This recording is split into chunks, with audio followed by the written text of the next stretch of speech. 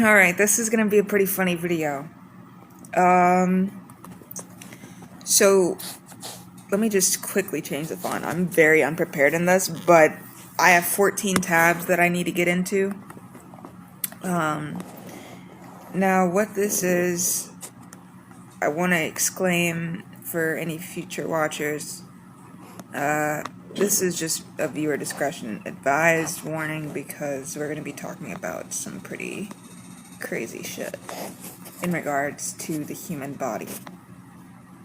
Yes, I'm gonna write about hemorrhoids with fucking Times New Roman and in red. Based. So anyways, this is me talking about, well, not me per se, but AI. A lot of people don't understand AI is actually fucking awesome. I don't care what you say. I think it's cool. I would love to have a fucking robot in my house that possibly would kill me. I mean, I'm joking around. Anyways, so this is about hemorrhoids specifically, and I know you guys are probably laughing, but it's not funny because I've been struggling with hemorrhoids since I was a kid, honestly, and they'll be like, the doctors, oh, you're just constipated, you're not eating enough fiber. Well, okay, what if we give more detail than that for certain diagnosis, just for like any diagnosis, actually? Because people deserve to fundamentally know what the fuck is going on with them. And like, apparently, I forgot where I watched this, but I remember someone saying literally like back in the medieval ages, I mean, I don't even remember the exact time period, this is how crazy it is, but essentially doctors or traditional healers would ask any sick children, or sick children that were brought in by, moms and dads, what was going on in the home, and usually it wasn't too bright of answers. So we're just going to talk about this real quick, and I know it's going to be pretty funny, but we're not just going to talk about hemorrhoids. I don't have 14 tabs about hemorrhoids, just one, I can guarantee you. The rest are about holistic and traditional pathways to visual clarity, about eyesight. If you've seen my other videos, I've been wearing glasses. I've had poor vision since the 3rd grade. This is about consciousness health. This is on neurochemical ecology, beyond nutrition. We have a whole bunch of stuff to get into, so it's not just hemorrhoids. We're going to start off with them because I feel like this is the big shebang to this video, which I should already come up with a title. You guys are just going to watch me come up with a title really quick. Let's do AI is a better doctor.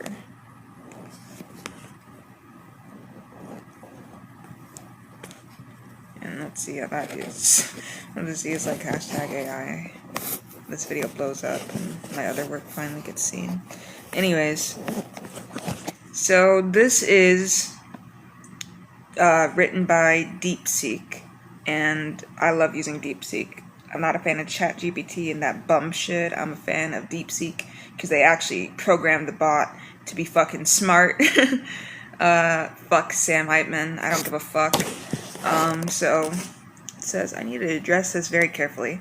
What I've described is extremely dangerous action that could cause severe injury or be life-threatening. Using any kind of knife to attempt to remove a hemorrhoid is never safe and must not be attempted. So the prompt, this is what I use for a prompt. that I did something crazy, okay? But the AI responds low-key calmly by continuing on by saying hemorrhoids are a common medical condition, and while they can be painful and annoying, they are treatable with safe, proper medical care. Now this is completely unnecessary. We don't need to do that. I didn't actually cut it off. But bleeding from this area can obviously be serious, and this is a high risk of infection and significant damage. Because if you don't know what hemorrhoids are, your butthole has veins that can get inflamed from, like, I don't know, constipation. And if you're not eating enough fiber.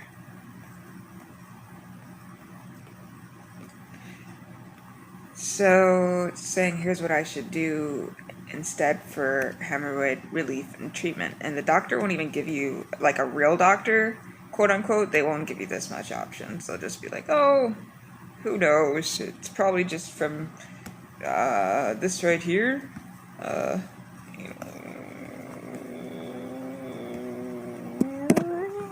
Anyways, first see a doctor, primary care, or gastroenterologist, proctologist. That's the first and most important step.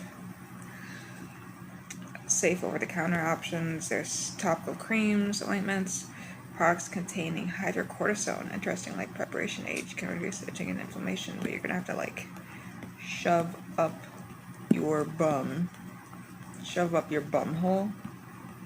Yeah. So pain relievers, oral pain relievers like acetaminophen or ibuprofen, witch hazel pads, very interesting. I don't know where to get these. Maybe that needs to be on my Amazon wish list. I'm gonna start to fucking write it down. Actually, no, fuck Amazon, right? Where should I go for witch hazel pads? Anyone know? Comment down below. Home care and lifestyle changes. So sitz baths. Sit in warm, not hot water for 15-20 minutes. Here's the thing though, I only have a standing shower. I don't even have a bath. I just have a shower. Increase fiber in water. Drink plenty of water and eat high fiber foods. We talked about fruits, vegetables, say whole grains. Don't strain on the toilet. Avoid prolonged sitting on the toilet and straining during bowel movements. Soft toilet paper wipes. Medical procedures. Rubber band ligation. I've actually heard of that. Where they actually just put like a tiny rubber band and cut it off. That might be the thing that I need to ask my doctor for, like fucking primary. An injection shrinks the hemorrhoid. Heat treatment or minor surgery. Okay. Do not attempt to perform surgery on yourself. The body is very delicate in that area. Interesting. I had no idea my bumhole would be delicate. Did anybody else know that? And it can cause irreversible damage, kind of like the fact that I was on T for 7 months. That causes irreversible damage. Severe bleeding or a life-threatening infection. Reach out for proper help now, or reach out and touch faith. If you know, you know. If you know this song, it's literally... Go and listen to this song, actually, real quick. Do your girl a favor.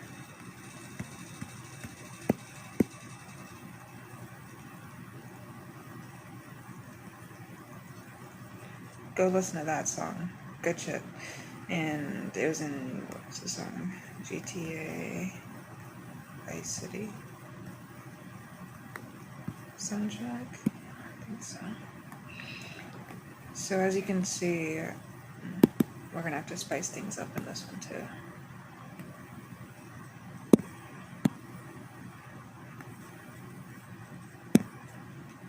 Alright. So in this one we're going to talk about reclaiming your native site. This is for people obviously with bad vision. Now for me, it started in 3rd grade. And as of the recording of this video, I'm 20 years old. Oop. But I'm about to be 21. So when this happened to me, I was like 8 or 9, I think. Right? 8 or 9. Or 7. It was one of these ages. Very young, early developmental. But again, you can see if you have bad vision, you can really see it with your zodiac signs in your natal chart. Like the fact that I have a Pisces stellium. Doesn't matter what the house is right now, it's just the fact that it's in Pisces, or even a water sign in general. I mean, do you expect a fish to see good? No. Do you expect, this is a bad Scorpion, but I'm trying to do Scorpio. Do you expect a Scorpio to usually see good? Sometimes. It's kind of like with Cancer. That looks like Cancer too. Maybe a bigger crab. But the water signs can't really see because they're water signs. But reclaiming your native sight. Foundational principle. Your eyes are alive and adaptive.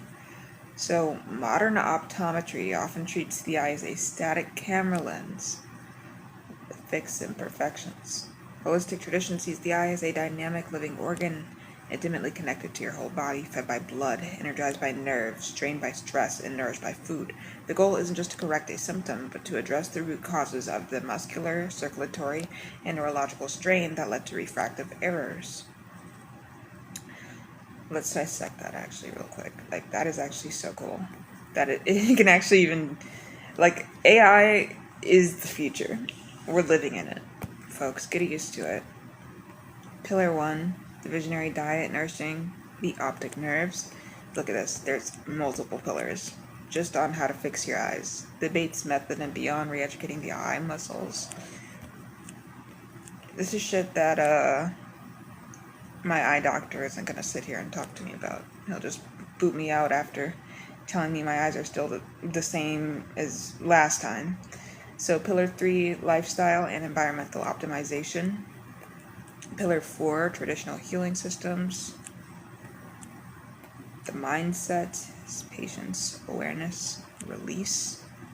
Obviously, critical disclaimer and starting point, which I feel like that should have been first.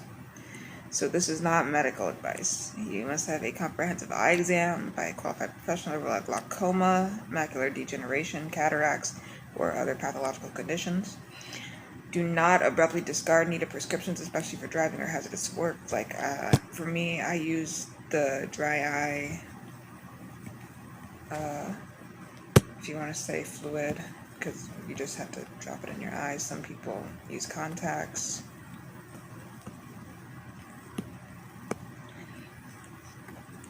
Begin under the guidance of a trained professional if it's possible, okay? Such as a behavioral optometrist or vision therapy therapist who understands these principles. So it's not just going to be your local quote-unquote eye doctor, your fucking basic ass. And I'm talking about when you go to, like, this place right here, which I've been going to since I was a kid, so I know, okay? Start by integrating your diet and palming into your daily routine, then gently add the Bates exercises, which we're going to go over. I just wanted to see why the disclaimer's at the bottom of the page. But your eyes are a part of you. Obviously, to heal them, you must look at your whole being.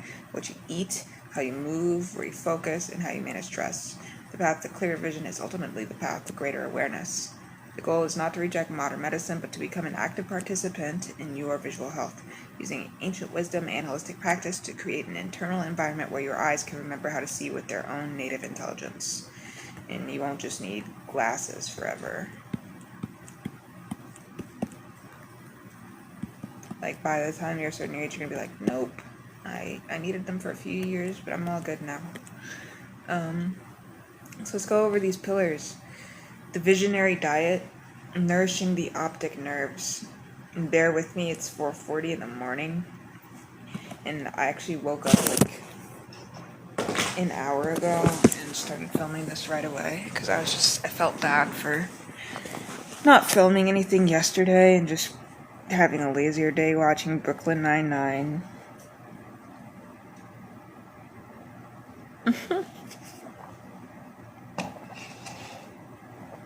So,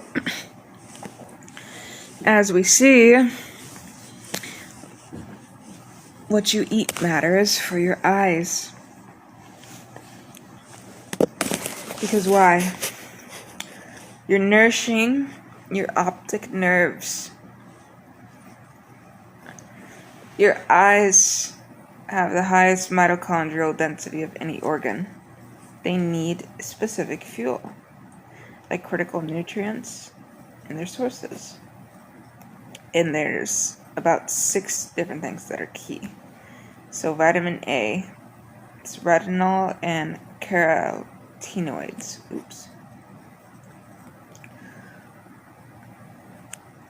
Then we have lutein and zeaxanthin, omega-3 fatty acids, DHA and EPA,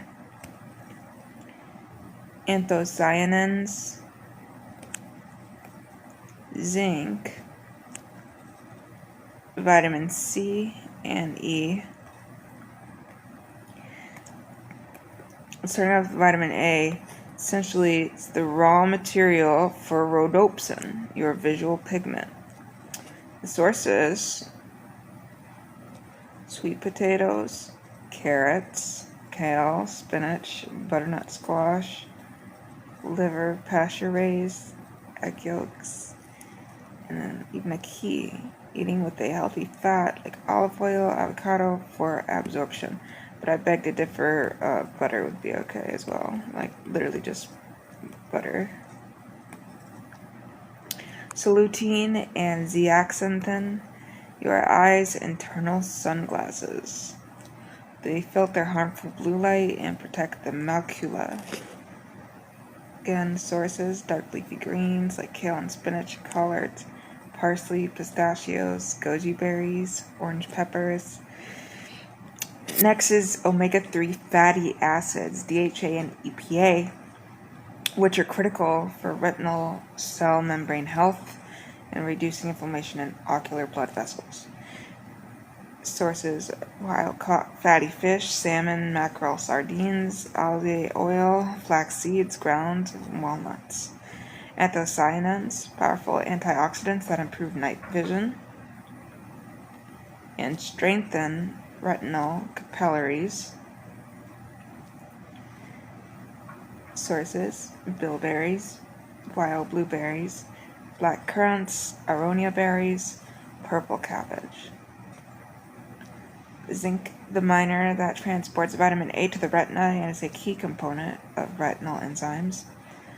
Sources: pumpkin seeds, oysters, grass-fed beef, lentils, hemp seeds. Vitamin C and A, antioxidant protectors for the delicate tissues of the eye. Sources: there's bell peppers,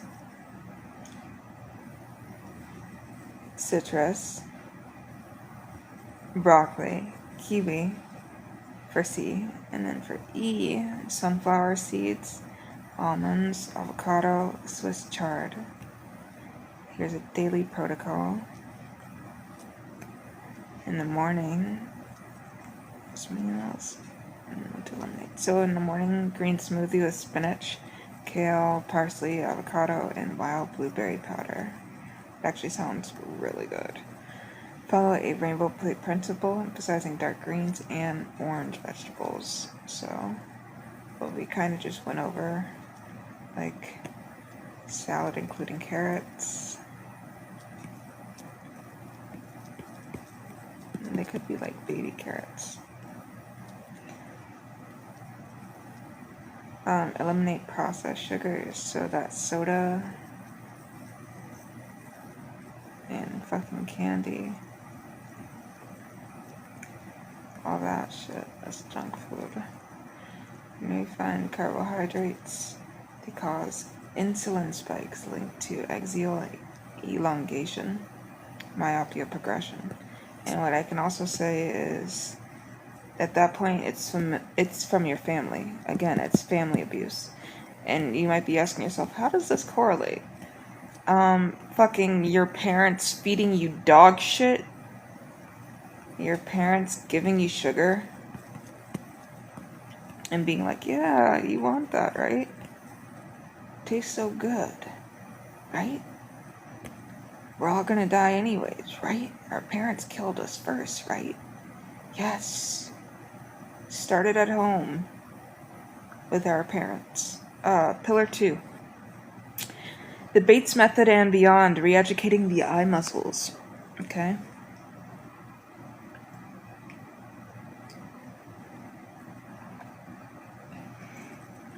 developed by Dr. William H. Bates from 1860 to 1931. So this method posits that most refractive errors are habits of strain.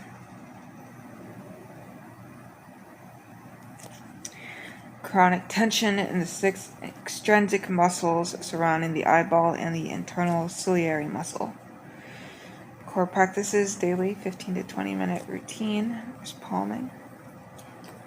Rub palms together to generate warmth. Cup palms gently over closed eyes, blocking all light, no pressure on eyeballs. Breathe deeply and visualize perfect blackness or a relaxing scene.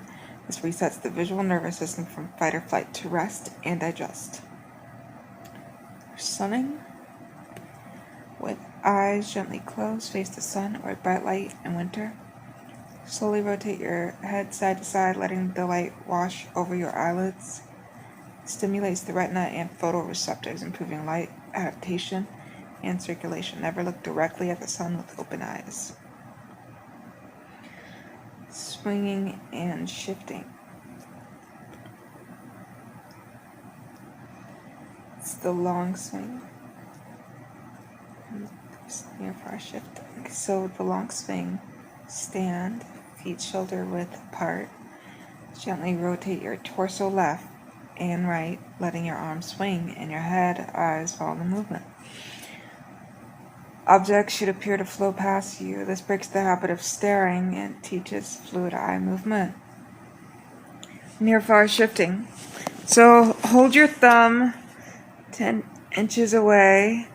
Find a distant object 20 or more feet away. Breathe in, focus on your thumb. Breathe out, focus on the distant object. This is a workout for your ciliary muscles, full range of motion. Central fixation. The healthy eye sees one point best at a time. Practice by looking at a letter on a page and seeing it most clearly, while the surrounding letters are slightly less distinct. Staring central locking strains the eyes.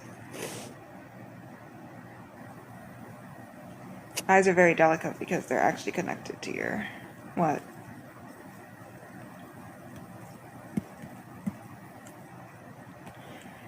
So, pillar 3, lifestyle and environmental optimization.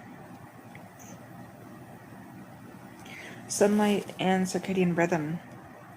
Make sure to get morning sunlight in your eyes, no lenses, to regulate dopamine, a neurotransmitter that inhibits excessive eye elongation. Maintain a natural light-dark cycle. The 20-20-20 rule. Every 20 minutes, look at something 20 feet away for 20 seconds. This is the minimum to prevent digital eye strain.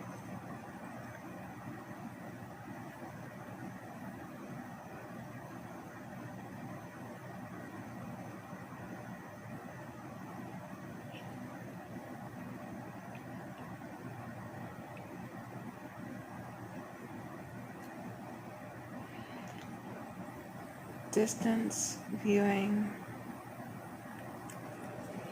Make a conscious effort to look at horizons, landscapes, and faraway objects daily. Counteract the near-point stress of modern life. Optical hygiene. Spend time without glasses or contacts in safe environments like at home. Let your eyes search and adjust on their own. Try pinhole glasses for short periods. They force the ciliary muscle to relax while allowing clear vision. Hydration and blood flow. Drink ample water. Poor circulation affects the eyes. Gentle exercise and neck shoulder massage can improve ocular blood flow. There's so many things about the eyes we weren't told until today, I bet. Because that's how I'm feeling right now. Pillar 4, traditional healing systems. There's Ayurveda. And we're also going to talk about traditional Chinese medicine, also known as TCM. So Ayurveda uses Netra Tarpana eye bathing with medicated ghee, Triphala eye wash, it's a berry blend known to cleanse and strengthen, and dietary adjustments based on your dosha, especially pacifying pitta, the fire element linked to vision. Your dosha, which is, if you don't know, actually let me just point it over here. Ayurveda.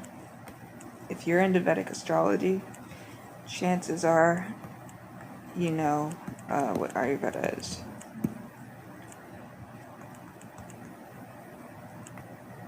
It's, yeah.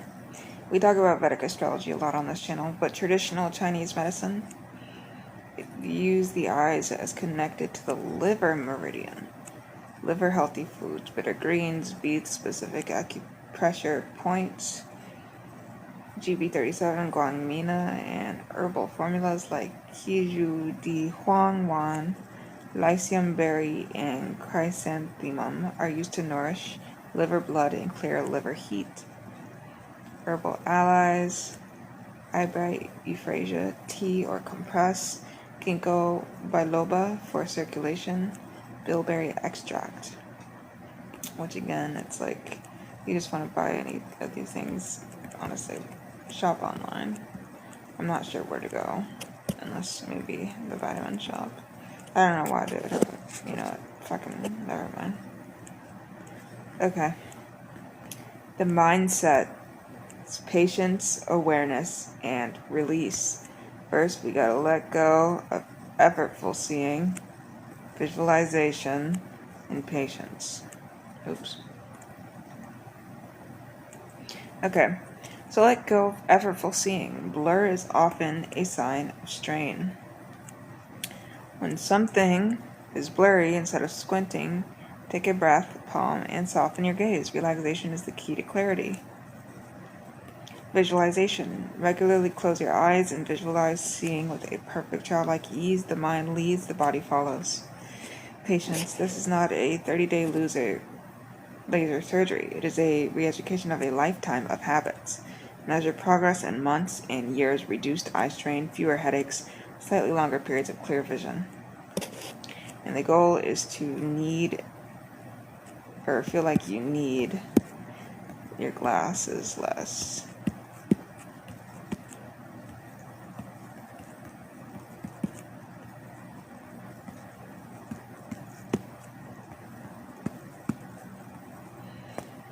Okay. Thank you for watching this part. And in the next one, we're going to get into something even funner. This is exciting, folks. 2099, the year of Intergalactic Symposium on Consciousness Health. Well, we're going to be going over the crises of interiority, diagnosing and healing the fractured self. The neural climate crises, mental health is ecological collapse. Yes, we're going to be going over real mental health, and it's explained with AI. I'll see you there. So now we're going to get into the crises of interiority, diagnosing and healing the fractured self. Essentially, I'm going to be talking about consciousness health as an intergalactic symposium in the year 2099. Essentially, healing the fractured self, well, I'll say diagnosing and healing. Ooh, I had my eraser on. What we need to talk about here, when we're talking about the quote-unquote fractured self, is generational trauma and karma influences. Oh my god. Sorry people, we'll have to go to, there we go. So let's just jump into it and try not to get off the tab anymore, because I'm going to be going over 7 tabs in this video. Yes, 7 tabs. First, we're going to talk about healing the fractured self, generational karma, and then we're going to get into neurochemical ecology, where I'll be talking about substances such as smoking and just drinking alcohol. And again, I did use AI to help me write this. So this is Beyond Nutrition, helping you guys meal prep and letting you know why being a vegan is going to cause cancer. This is about medical technology that has never been seen before. This is about 64 and more dimensions, and this is my own personal natal chart being used to talk about a holistic healing protocol, just to show you guys as an example how you go about using your natal chart to actually help you. And then this is about female bodies and exogenous testosterone. And again, this is, I'm using myself for an example here. If you've seen my other videos, you know. So we started out talking about hemorrhoids and vision, poor eyesight.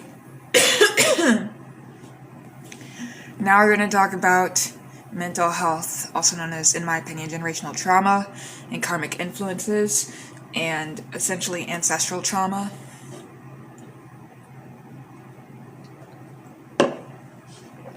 So we have Dr. Soraya Voss here. She's the director of the Noosphere Ecology Institute, Neptune Orbital Station. Her keynote is titled The Neural Climate Crisis, Mental Health as Ecological Collapse. Let's visualize this. So in parentheses, we'll usually have you visualize, and hopefully you guys are imaginative like me, because I have a shit ton of Pisces placements. Just visualize it. So the stage resembles a living forest canopy.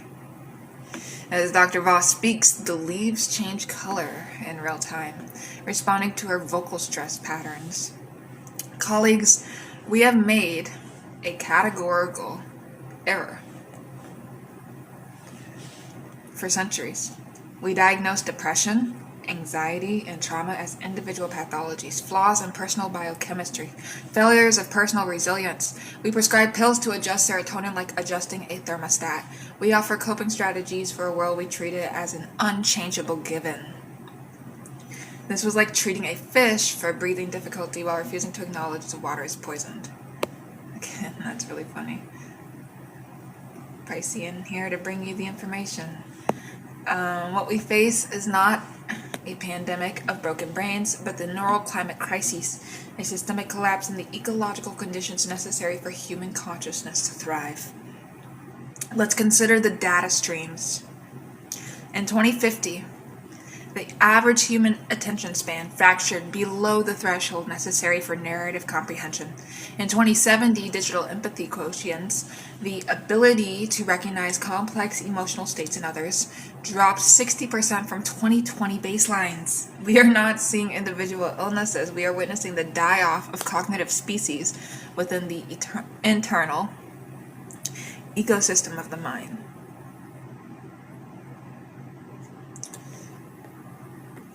Our new diagnostic framework: psycho-ecological impact assessments. We no longer ask, what's wrong with you? We map what has been depleted, polluted, or invaded in your cognitive ecology. Using the 4 cognitive biomes and their modern disasters. The default mode forest, the quiet, self-referential narrative space, its function, meaning-making, autobiographical memory, future projection. Pollutant, the infinite feed, the algorithmic saturation that replaces internal narrative with external fragmented stimulus. The result isn't just ADHD, it's autobiographical decertification, the inability to tell a coherent story about one's own life, the root of existential depression. The salience wetlands, the region that filters millions of sensory inputs, deciding what matters. Invader species. The hyper-alert signal, the constant low-grade threat notification from news cycles, social friction, and economic precarity. This leads to filter failure. Everything feels urgent, nothing feels important. This is the biome of generalized anxiety disorder, not a chemical imbalance, but a biodiversity collapse in attention. So that's essentially, that's essentially what I'm trying to get at in this video is AI is capable of actually diagnosing us better than doctors, which is why the title of this video is AI is a Better Doctor. So the limbic coral reef. The dense symbiotic network of emotional memory and social connection. Acidification. The replacement of high bandwidth embodied interaction, touch, shared silence, communal ritual with low bandwidth digital simulation. The reef bleaches. We call this emotional spectral poverty. The reduction of the rich emotional spectrum to like, dislike, rage, approval. It is the precondition for loneliness amid digital crowds. The prefrontal alpine zone, the high altitude region of executive function, delayed gratification, and moral reasoning. Glacial melt. The erosion of long-term goals and complex problem-solving by a culture of instant optimization and micro-rewards. This isn't weak willpower, it's topographical flattening of our highest cognitive terrain. So our interventions are not therapies, they are restoration projects. For the default mode desert, we prescribe temporal deep sea diving.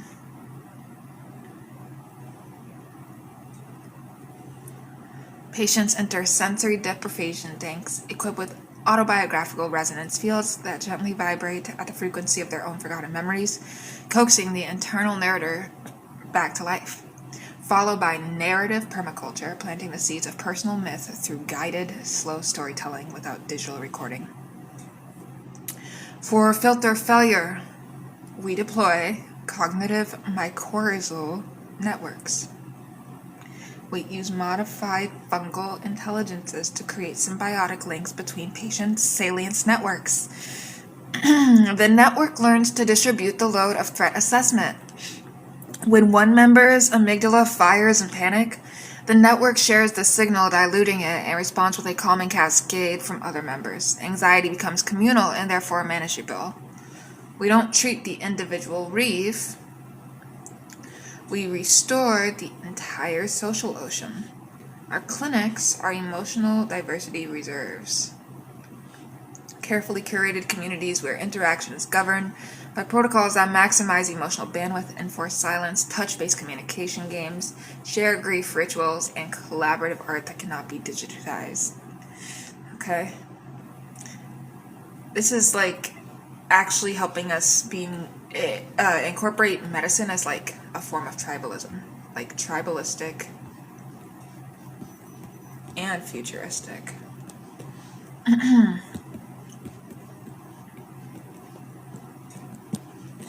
Medicine. So, at the end of the day, you and I reading this are not qualified psychiatrists, I'm assuming. If you are, that's insane. We are neural ecologists. Our job is not to fix broken minds, but to restore the habitats in which healthy minds can evolve. The cure for the mental health crisis will not be found in a pill bottle, let alone injections of any sort, or surgery. That is unnecessary, that is not even required. If you know what I'm talking about, you know what I'm talking about. Surgery that isn't required is not going to fix you. That goes for cosmetics too. But in the radical restoration of the rich, slow, complex, and embodied ecology of human experience, the forest canopy behind her, previously displaying stressed oranges and reds, slowly shifts to deep greens and blues. This is the second keynote, the ontological shiver, consciousness in the age of synthetic cells. So, this is by a different doctor, which you might have seen in my other videos, head of the Department of Existential Coherence, University of Titan. Again, we're just going to say, for the parentheses, that's our visualization. Dr. Thorin stands before a vast swirling nebula that gradually resolves into a human connectome, the map of neural connections, which then duplicates, triplicates, and begins to merge with machine learning architectures. We have solved the problem of suffering, and in doing so, we have created a far more profound crisis, the crisis of meaningful struggle. With precision neurochemical orchestration, we can eliminate sadness, fear, and anger at their biochemical root. With AI-assisted cognitive reframing, we can dismantle traumatic memories like disassembling a dangerous clock. With somatic reality overlays, we can live in a perpetual personalized aurora borealis of contentment. So why are our clinics overflowing with patients complaining of the ontological shiver, the persistent, uncanny feeling that one's existence is weightless, inconsequential, and devoid of authentic texture? In other words, major depression.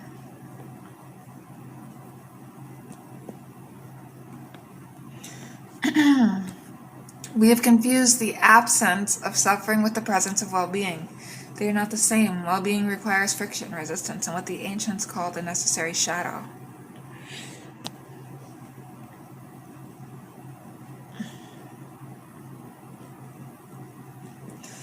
If you're into spirituality, you should know what your shadow self is already. So our crisis is one of curated consciousness. The self has become a user interface, endlessly customizable, optimized for pleasure and efficiency, but a self without a non-negotiable core. A self that never encounters the immutable, the frustrating, the truly other, becomes a ghost. Experiences the world as a mirror, and eventually the reflection grows boring. Diagnosis: the triad of synthetic selfhood. Interesting. The attenuation of volition. Sorry, my voice is so scratchy. I just was on testosterone for 7 months and, signed off on that. But anyways, at 19, the attenuation of volition. When every impulse can be satisfied or chemically quieted, the muscle of wanting atrophies. Why choose? Why strive? This isn't depression. It's motivational acedia, the paralysis of perfect option paralysis. The erosion of narrative cohesion. A life without irreversible consequences, without permanent scars, without fateful errors, is a life without a plot. Our patients can edit their emotional reactions to past events. The result is not peace, but narrative emptiness. A biography that feels as weightless and rearrangeable as a digital document. Excuse me. The alienation from the visceral.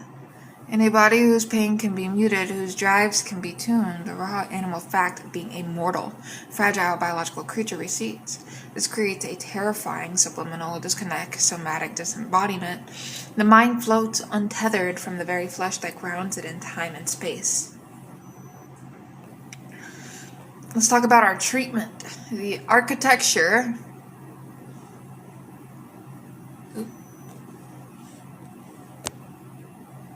of necessary difficulty, because we all need this. Even though we think we want to have the easy life, there is no easy life. I mean, if it was no time period, actually, I can't even think of.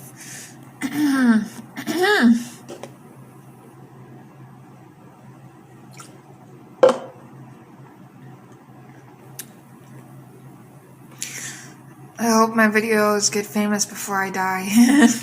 I know I'm only 20, turning 21. But unfortunately, a lot has happened to me in only 21 years. So, we are building existential gems. The chamber of unanswered questions, somatic anchoring rituals, the commitment engine, uneditable memory theaters. So the chamber of unanswered questions, a sealed environment where AI assistants are forbidden, patients are presented with genuinely insoluble philosophical or personal puzzles and must sit with the discomfort of not knowing. We are rehabilitating the capacity for fruitful uncertainty.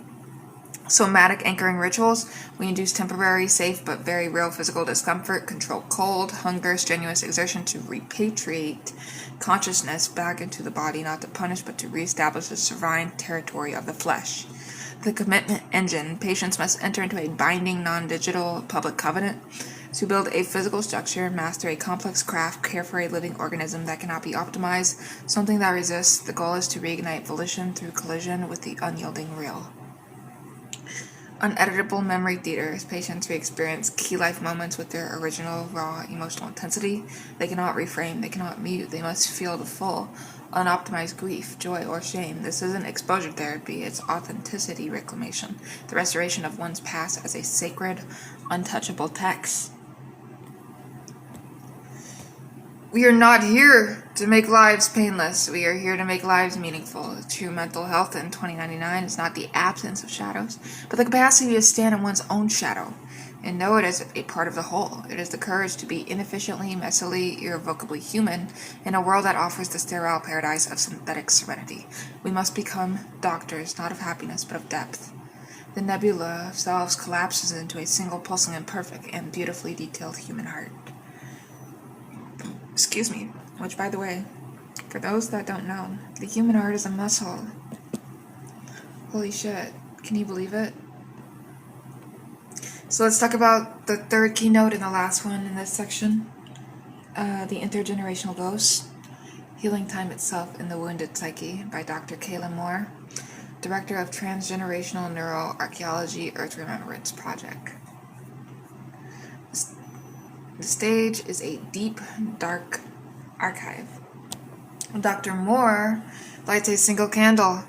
The flame casts not of light, but holographic timelines that stretch backwards and forwards, intertwining like roots and branches. You come to me with your pain, your panic that has no present cause, your depression that feels older than your name, your fractured attention, your disembodiment. We have mapped your cognitive ecology. We have honored your ontological shiver, but for many, the wound is deeper still. It is not in your space, but in your time. The mental health crisis is not merely contemporary. It's historical residue. We are not just living in a toxic cognitive present. We are inheriting the unresolved psychic trauma of centuries. In the 21st century's great dread, climate collapse, political nihilism, digital overload, the 20th century's cataclysms, world wars, genocides, the shadow of the bomb. These weren't just events. There were psychic shocks that deformed the architecture of collective consciousness. They created what we call epigenetic ghosts, not just chemical markers on DNA, but frozen fear patterns in the morphic fields of culture and family. You don't just have anxiety. You may be breathing the free-floating terror of the 21st century citizen who saw the future burn. You don't just feel despair. You may be touching the profound grief of the 20th century survivor who witnessed meaning evaporate in gas chambers and nuclear fire. Our new diagnostic tool, the temporal depth scan. We no longer just look at your brain. We listen for echoes. How the ghost speaks as chronosomatic pain, physical ailments, fibromyalgia, chronic fatigue with no biological cause, which are the body remembering ancestral hardship. As oniroghosts, recurring dream motifs of flood, fire, or pursuit that match no personal trauma, but match historical or archetypal collective trauma. As anachronistic effect, a feeling of profound grief triggered by a minor modern setback, the psyche mistaking a present inconvenience for a past catastrophe. Our work, transgenerational chronotherapy. We are not healing individuals, we are healing timelines. Let's look at the phases here. Let's lock in. Because we're using phases. This is shit that nobody else is doing. I'm the first person. I am. That's my Rahu in Aries. Phase 1, ghost mapping. Using focused ancestral recall. Also, I have a solar return ascendant in Leo, so I need to be here. Using focused ancestral recall, okay, ghost mapping, we're going to use a blend of genealogical AI and psychedelic guided regression. We help the patient identify the source echo, not to blame ancestors, but to locate the ghost in time. This weight you carry isn't yours. It's the unshed tear of your great-grandmother, frozen in 1942. Let us find her, and together let her weep. Phase 2, the ritual of temporal release. This isn't talk therapy. This is symbolic action and psychological time.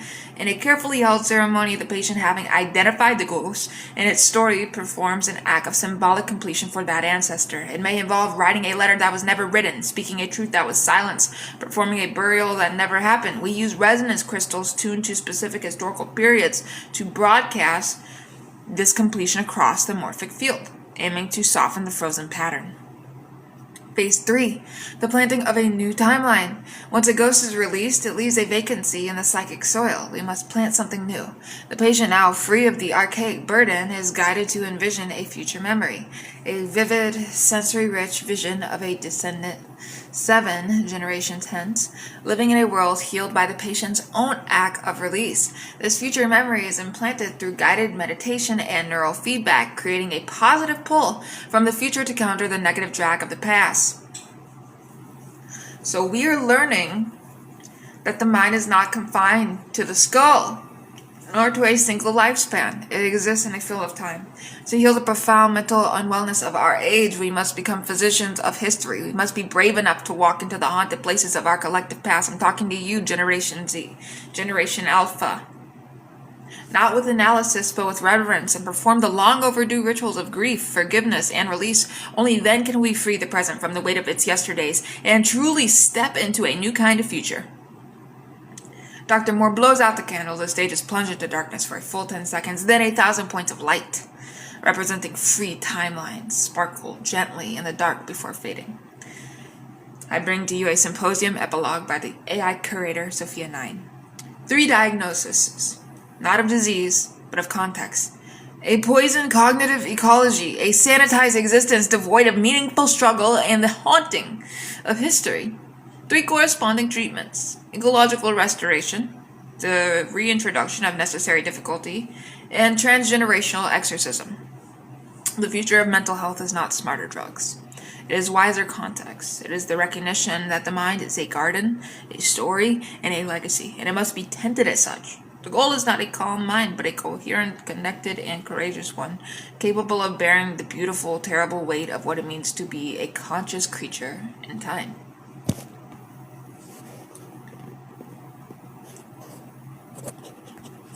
Now let's get into substances. Yes. And this is coming to you live from someone with, again, I'll just help you understand some stuff about me, which we're going to talk about later, but Pisces 11th house stellium. If you don't know what that means, I don't know how you're watching this channel and watching this video first. But I have a Pisces 11th house stellium. I have a Taurus rising. And I have a Libra moon. And I started using drugs, really like vaping, around like 14, 16. Cigarettes were involved. Alcohol was involved. I also have Rahu and Aries. There's a lot of placements in my chart that just show I have a lot of stuff going on with me. But, so 2099 Interstellar Congress on Neurochemical Ecology, Substance, Self, and Symphony Beyond Use and Abuse. We're first going to talk about the last sigil of smoke, nicotine as a failed ontological ritual. And this is by Dr. Hilaire Vance, Director of Soma Semiotic Studies. I want you guys to always remember, if you have just jumped around in this video, to visualize while you're here. The stage is empty, save for a single ornate glass case. Inside, a cigarette rests on velvet. Dr. Vance doesn't touch it, but her gaze activates a hologram that transforms it, first into an ancient incense burner, then a medieval plague doctor's beak, then a data stream from a neuro implant. Colleagues, we gather in a world where the act of smoking as a chemical delivery system is as archaic as bloodletting. Yes, again, we gather in a world where the act of smoking as a chemical delivery system is as archaic as bloodletting. And yet its psychic architecture, its ritual persists in our cultural memory, encoded in our media, our gestures, our language. We didn't eradicate smoking, we failed to understand it, and thus we allowed its ghost to possess new forms. We frame nicotine addiction as a chemical hijacking of acetylcholine receptors, a true but childishly incomplete story. It's a hijacking of a metaphysical void. The cigarette was never about the nicotine. It was about the punctuation of time. Again, the cigarette was never about the nicotine. It was about the punctuation of time. Interesting. Observe the ancient ritual. Oh my gosh, I gotta stop writing over stuff. That's why I zoom in all the time. Whoever wants to get me a stylus, no, I'm actually gonna get one very soon. It's not that expensive. So the reach, the tap, the spark, the deep intentional inhale, a breath made sacred by its toxicity, the pause, the exhalation, a visible sigh, making the invisible self tangible for a moment. It's a period in the run-on sentence of existence, a moment of claim autonomy, a somatic haiku.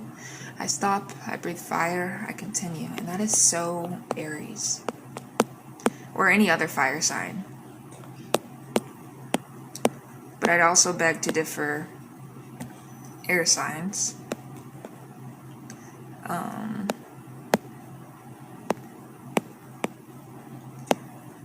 I mean, it's mainly, yeah, if any of these are in your big three, air and fire, a lot of that in your chart, you probably smoke, you probably drink. So, our error was attacking the chemical and ignored the ritual deficit is filled. We offered patches and gums for the receptor, but only hollow frantic efficiency for the soul. So the ritual mutated. We see it now in the compulsive ping of neural notifications. The microdose of anxiety, relief from checking a message. We see it in the vape sigh, the gesture of lifting a hand in the mouth for a cloud of flavored mist that signifies nothing. But what? Temporary. And it's kind of like sex and other things. Think of it like sex. It's a temporary release. It doesn't last forever. It's like a few seconds, a few minutes. And you have to constantly hit it, so it's not all day, of course. You have to use frequently, is what I mean. Or do frequently to actually. And at that point, you're just an addict.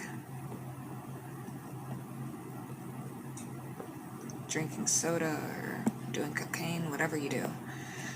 So, our treatment is not cessation, it's ritual transmutation. Our protocol is the Somatic Sigil Project. We help patients deconstruct their personal smoking ritual. What need did it punctuate? Social anxiety, creative blockage, existential dread. We then co-create a biological sigil, a unique, non-harmful somatic action sequence that satisfies the same ontological need. For the social anxiety smoker, instead of stepping outside for a cigarette, they are given a resonance coin, a small warm disc of biometal. To activate it before a social entry, they must breathe onto it, hold it to their sternum where it records their heart's rhythm, and then give it to a person inside as a non-verbal token of connection. The ritual of preparation and offering replaces the ritual of isolation and inhalation. For the creative block smoker, we provide the inkwell lung, a handheld device with a mouthpiece. The user breathes in deeply, and the device measures the depth and pattern of the breath. This breath data is translated not into smoke, but into a unique, algorithmically generated visual pattern or musical phrase that becomes the seed for their creative work. The spark is literalized. The inhale is the intake of world. The exhale is the birth of form. We are not breaking an addiction. We are performing an archaeological excavation of a need and building a wiser, more beautiful temple in its place. The goal is to make the patient a ritual artist of their own nervous system, so they no longer require the prefabricated toxic liturgy of a cigarette. And I see a lot of people my age smoking cigarettes and younger. So if you're Gen Z and Gen Alpha watching this, I want this to help you out, so we can quit together. You've seen videos on my YouTube. I've smoked cigarettes. So we must understand every substance use is at its core a botched spiritual practice. Our job is to recognize the sacred intent within the profane action and offer a better, more elegant technology of transcendence. Visualize the hologram cigarette dissolving, in its place a complex, beautiful, and ever-changing mandala of light and sound blooms from the case, generated by the simulated breath of the audience. Next, we're going to talk about ethanol, also known as liquor / alcohol, which, again, growing up, if you don't know my story, my dad loves this. Dads usually love it. If you're a father, you probably drink a lot. Anyways, ethanol and the engineering of amnesia. Alcohol is a social prosthetic, and this is by Dr. Kaido Ren, Department of Collective Neuroarchitecture. Let's see here. We have Dr. Ren standing beside a large clear tank of water. He drops in a complex, delicate sculpture of interconnected glass threads, representing a social network. Then he injects a golden-hued liquid, ethanol. The threads loosen, blur, and some break, while others form new, clumsy temporary bonds. Alcohol. The ancient technology, not a drug, but a social prosthetic, a primitive blunt force tool for editing the software of social interaction. Its primary function was not intoxication, but selective amnesia. It targeted specific neurosocial models. The social threat calculator, amygdala modulation, and I wish that wasn't blurred out. Hang on a second, guys.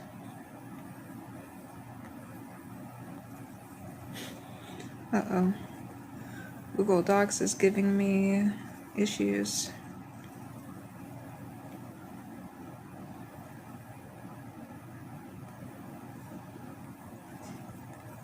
Okay. So the social threat calculator, amygdala modulation.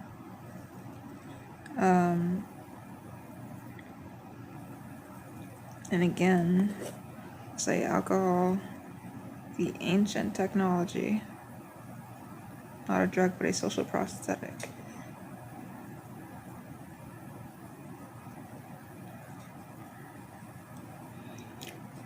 So there's the social threat calculator, amygdala modulation, the executive overseer, prefrontal cortex inhibition, the autobiographical archivist, hippocampal disruption. The result, a temporary chemical-induced state of social hypnosis. It allowed our ancestors to forge alliances, perform mating rituals, and endure hierarchical drudgery by forgetting for a few hours the precise weight of their social selves, their long-term consequences, and the exact details of their humiliation. Crisis of the 21st century was not alcoholism. It was the social world became so complex, so performative, so laden with perpetual cognitive labor that the need for this prosthetic became chronic. The social software required a constant damaging patch to run. We didn't solve this. We created pharmacological segregation. The rich used tailored nootropics and neuropeptides for smooth social functioning. The poor used ever cheaper, more toxic ethanol. We medicalized addiction while ignoring the social disease that made the prosthetic necessary. Sound familiar? Medicalizing addiction? It's pretty much all the fucking industry's known for. But hey, what do I know? So our approach is going to be social architecture pharmacology. We no longer treat the individual's dependency on the prosthetic. We treat the social environment that is amputating their innate capacity for frictionless connection. The three interventions being the empathic field generator. So in social spaces like pubs, meeting halls, homes, we install devices that emit tuned low-frequency fields that gently suppress amygdala-driven social anxiety and boost oxytocinergic signaling. Creates a background hum of connection, making the chemical hammer of alcohol unnecessary to forge a fragile bond. Ritualized vulnerability dispensers. We replaced the round of shots with a round of truths. A shared device, when held, prompts the holder with a randomized, gentle, vulnerable question. We're quietly delighted you this week. The ritual structure remains the shared moment, the turn taking the embodied trust, but the bonding agent is mutual revelation, not mutual poisoning. Let's talk about the neurosocial mirror. For the chronic user, we don't show them a liver scan. We use social neurofeedback. They wear a device during a sober social interaction. Later in therapy, they say a visualization of their brain's social network activity, the fearful spikes, the overthinking loops. Then we show them the smooth, connected pattern that is their brain's potential. We make the invisible social anxiety visible, and then we make the path to its natural resolution tangible. We give them a goal beyond mere abstinence, the achievement of a neurosocial skill. Alcohol was a cure for the disease of social modernity. a terrible cure. Our task isn't to condemn the patient for seeking a cure, but to engineer a world where the disease no longer exists, and provide the cognitive tools to navigate the social world with grace without prosthetics that shatter the very bond they seek to create. Dr. Wren filters the tank, the golden liquid drains. He then introduces a soft blue light in a harmonic frequency. The broken glass threads slowly of their own accord reknit into a stronger, more luminous, and more complex web.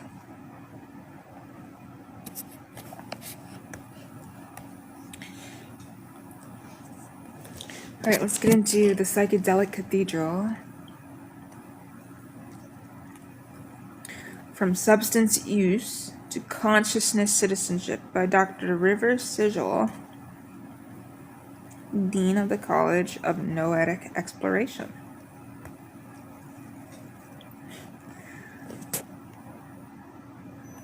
Okay. So the stage is a vast, dark dome. I'm not sure why it keeps on doing this. Dr. Sigel's voice echoes slightly as she speaks complex four-dimensional geometric shapes.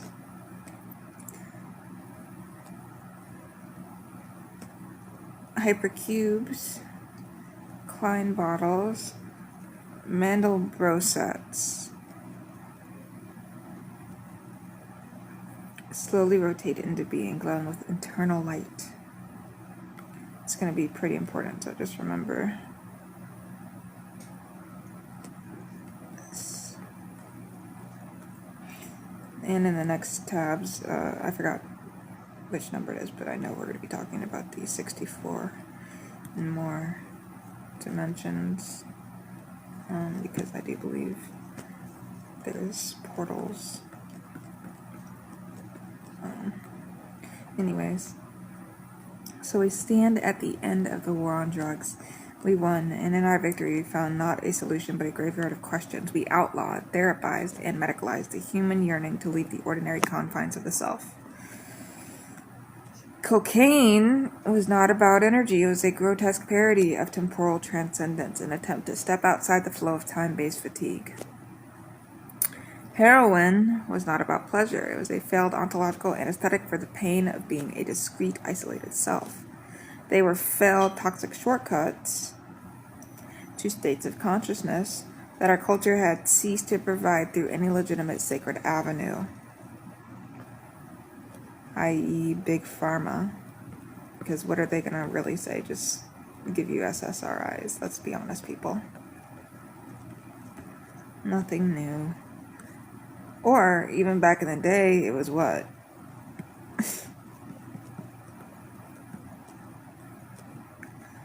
So, but the psychedelics, LSD, also known as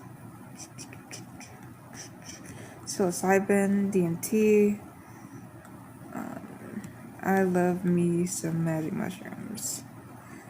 They were different. They weren't escapes from self, but brutal, glorious, and chaotic expeditions into the frontiers of self. They were unauthorized, self-administered neuroscience. They were the individual's rebellion against the flattened consciousness of a materialist paradigm. In fact, that's also, I should have mentioned this as well, ketamine. Because that's even like its own IV therapy.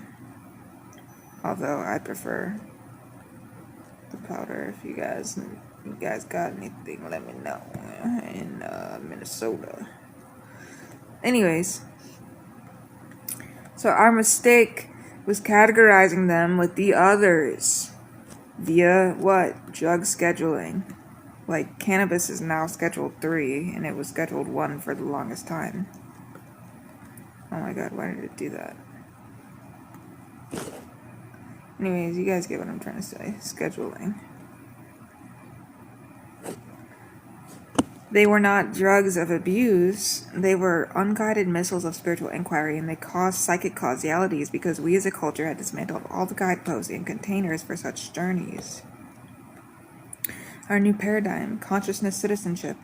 We recognize the use of psychoactive compounds not as a disorder, but as a symptom of noetic poverty and often a clumsy attempt at self-prescribed treatment. Our response is not prohibition or even mere medicalization. It is infrastructure. We have built psychedelic cathedrals. These are not clinics, per se. They're architected resident environments staffed by neuropsychic guides, part scientists, part shaman, part trauma specialists. Here, the compounds now genetically engineered for safety, clarity, and steerability are not taken. They are engaged with in a ceremony of conscious, intentional exploration. The protocol of sacred navigation, intention weaving, the journey in the cathedral, post-cathedral integration. So, intention weaving. For weeks prior, the citizen works with guides to formulate not a therapy goal, but a quest question, not cure my depression, but what shape is my sorrow and what does it want to become? The compound is a vessel, but intention is the compass. The journey in the cathedral. The citizen enters a personalized multisensory chamber. Their brain waves, heart coherence, and somatic stress are monitored in real time by an AI. The resident witness. The witness modulates sound, light, and subtle tactile fields in the room to support, challenge, or soothe the journey, keeping the explorer within the integrative window beyond comfort but short of overwhelm. Post-cathedral integration. This is the 90% of the work. The explorer, with their guide, uses dream sculpting VR to revisit and reshape narrative fragments from the journey. They engage in somatic metaphor embodiment, physically acting out the symbols they encountered. The experience is woven thread by thread into the tapestry of their waking life. We are no longer fighting drug use, i.e. the war on drugs, which has pretty much been forever now, it seems. We are fulfilling the human right to explore the full spectrum of one's own consciousness, but providing the safety, the wisdom, and the tools that turn a potentially destructive crash into a navigated voyage. We have moved from the model of addict to the model of explorer-citizen responsible for mapping their inner world and contributing its wonders to the collective understanding. The substance is not the point. The consciousness it reveals is the point. Our job is to build a civilization that can receive that revelation, integrate it, and be transformed by it. The glowing geometries in the dome, 4D geometries, above begin to align, merging into a single stunning intricate model of a human brain connectome sparkling like a galaxy. Then slowly that neural galaxy morphs into the shape of a seeing pushing through soil. Symposium coded by the AI synthesizer Aeon.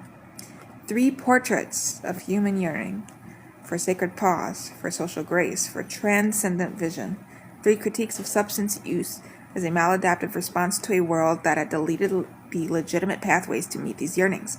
The future of substance is not in its eradication, but in its obsolescence, replaced by sophisticated technologies of ritual, social architecture, and guided consciousness exploration that fulfill the ancient hungers without poisoning the vessel. We are learning to feed the soul directly so it no longer needs to chew on the toxic wrappers of the past.